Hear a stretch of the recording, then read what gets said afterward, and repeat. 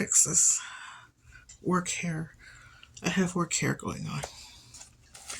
Anywho, tonight I was supposed to go to a writer's workshop thing over at the corner bakery, and I never make it. I work in another town that is about a good 30, 45 minutes away in heavy traffic, which is, why. And if there's like hardly like on a Sunday afternoon traffic, oh yeah, you can get there in 20 minutes, no problem. But yeah, as it is working over there, it takes me a long time to get home. And by Friday night, I am done. It's either I want a cocktail or I just want to go to sleep. Today I chose sleep.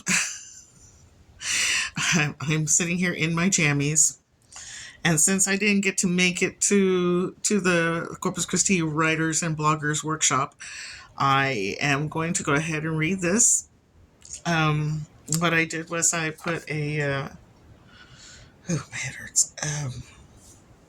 I put a prompt on there, and the prompt was a photograph of an advertisement that where they were selling a large plot of land that has a shipyard in it, and it has a big lift to lift up ships up out of the water so you can work under them and whatnot. I mean, it's really pretty fascinating. And then this place is in Alabama. And so I chose it because it's different. It's not your usual prompt that you get from some of ththese places. The usual, the pretty flower, the pretty girl, some kind of, a homeless person on a bench, somebody smoking a cigarette, just different little things that, that come up quite often. So I went with something that was very, very different. I'm fairly certain I'm the only one that actually wrote something. I said, here's the prompt. Write something between 500 and 1,000 words. I got to 981 words, and here it is. I call it The Next Adventure. Now, I'm not a really good reader, and I've only read this once to myself, so please bear with me. I hope you like it. I like it. Okay, The Next Adventure by Laurette. A perfect cup of coffee sat at her elbow, and though the gallery was open, no one was there to disturb her quiet. She felt uneasy. It was an unwelcome and all too common feeling these days. It seemed to be settling in for a longer stay this time. To take her mind off the visiting unease, she looked at her legs. She saw the scars and the odd veins that were sticking up here and there that looked more obvious than they should. Good thing I have Mom's legs. Long, lean, and fast. Best thing for fleeing the juntas, she thought to herself, smirking. The juntas. It doesn't matter where you come from or where you go, there's always a junta. A loudmouth group of men, mostly, who seek to overthrow anything their patron or el jefe tells them to overthrow. Basically, they're a group of poor, uneducated men who fight a wealthy man's battle. Sometimes they're dangerously criminal as well as poor and uneducated, and that's the worst combination. How she would love to be in Guatemala, her home and the home of generations of her family before her. And now, look at it. Corrupt and rotting from the inside out. Sad. She escaped because she had to get away from the murderous whims of the cartel and the juntas. Soon there would be no decent people left, no one to run the family businesses, no one to teach the history and the culture of the people, and no one left to stand up to those who would rather destroy life than enjoy it. She rubbed her legs. They ached as if they were just running through the jungles and the badlands. Carmen stared off into nothingness as she rubbed her right calf. It always gave her problems when she walked or ran more than a mile at a time. As time goes by, the distance becomes less and less. She always tells her friends, next thing you know, I won't be able to walk out of the house without some kind of ache. She was 17 years old when she felt she had to escape.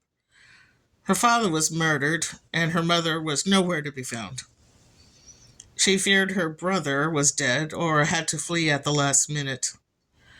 She waited around for days, and then a week or so went by, and she felt the noose tighten.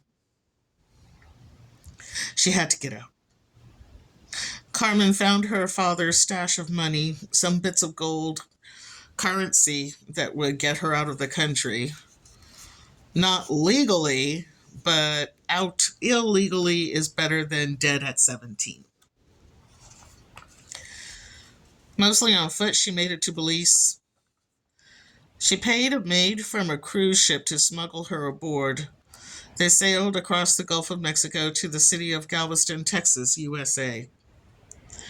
Her new friend, the maid on the cruise ship, soon helped her get a work visa and then a green card.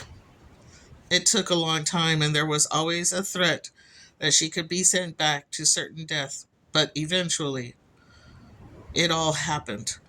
She became a citizen. She made a life in the U.S. She worked as a maid and then as a line cook on the cruise ship that she used to sneak herself into the USA. She would help people like her 17-year-old self get into America, but she had to be extremely cautious or it was back to Guatemala. At her heart, she was an artist. She would, on her shore leave, participate in art shows and was getting a following when she hit it big time and became a steady draw, and patrons collected her work. She carried a balance of Mother Nature and the nature of man, wisdom and belligerence in her work. Her use of color was fierce and unapologetic. She was bold in the telling of her story. When she finally felt comfortable enough to rely upon her art to pay the bills, she let her supervisors know that she was leaving the ship. At her goodbye party, the captain of the ship pulled her aside and said, "When you first came aboard my ship, all raggedy and looking like some kind of jungle rat, I thought I should cast you off my ship right then." Carmen gasped. "Yes, I knew you then, but I trusted Leticia. She was one of the best workers I ever had. If she was going to put her career on the line for someone, I knew that that someone had to be quality. And as I trusted Leticia, I trusted you. I know what you have been up to, and I'm not all that angry about it, but still, I'm glad you're retiring from my ship," she said with a smile. Carmen smiled back at her and was relieved. All the people she brought across the Gulf of Mexico over the years, some of them are doctors, some are teachers, and some, who knows, maybe they're not even in the country anymore. The pain in her right calf muscle faded. On the corner of her desk was a lump of mail that needed attention. She went through it and began sorting out junk from bills and correspondence. In the stack, there was a sales magazine for boats and shipyards. A very odd thing for a gallery to get in the mail. It was meant for someone across the street from her in the marina. She grew curious about it and leafed through it. On the front, there was a shipyard for sale. She smirked. Well, I guess he can sell anything.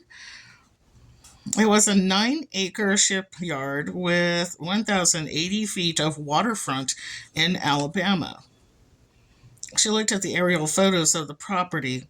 There was a 6,000 square foot office and a lift slip and a few other slips for smaller boats. She thought about it. Well, this might be the next adventure,